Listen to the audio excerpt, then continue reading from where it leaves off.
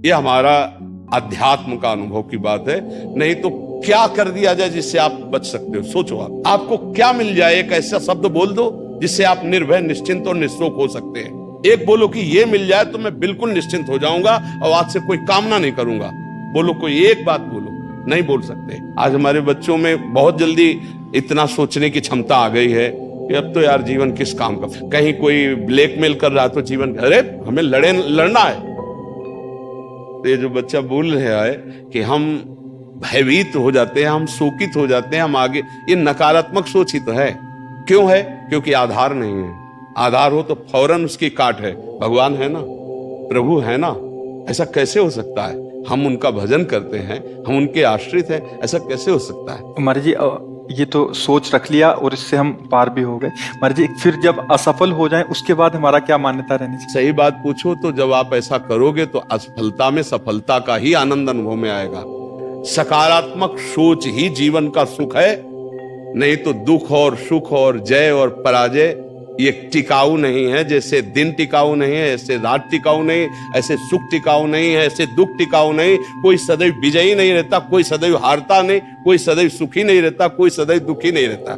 ये क्रम चलता रहता है। दुख के अवसर पर हमें हमारे विचार बचाते हैं हमको। अभी हम अपने विचार में अपने को बीमार मान ले तो हम कल से आने लायक नहीं रहेंगे। ध्यान रखना, हम आज अब भी नहीं मानते कि हम बीमार हैं।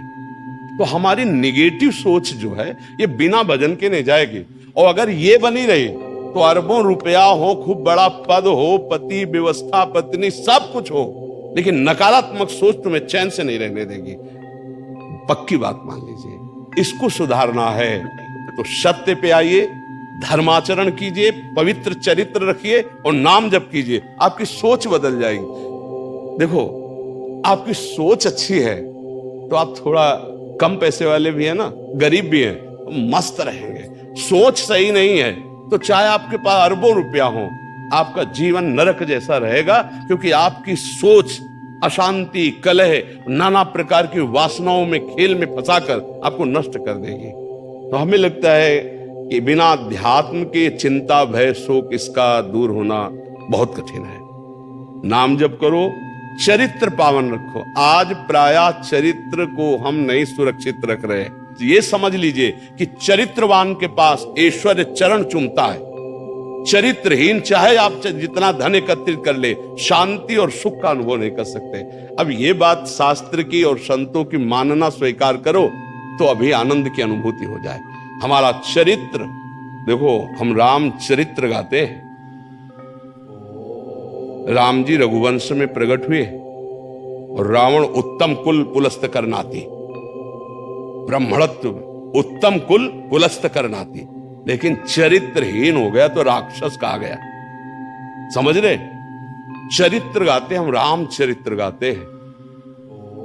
मां केवल अंतर है नहीं, वही बड़ी रा उसमें भी लगी हुई है। रा मां, वही भगवद अंश है, जय विजय और कोई दूसरा नहीं है। ये लीला करके दिखाया कि एक चरित्रहीन हो गया तो राक्षस है, चरित्रवान वही भगवान। सब में भगवान है, वही अब लीला कर रहे। देखो, हम अपने चरित्र को पावन रखें, हम धर्म से चले, नाम जप करें, तो कहीं भी आपके अंदर नकारात्मक भाव आपको परास्त नहीं कर सकता। ये हमारा अध्यात्म का अनुभव की बात है। नहीं तो क्या कर दिया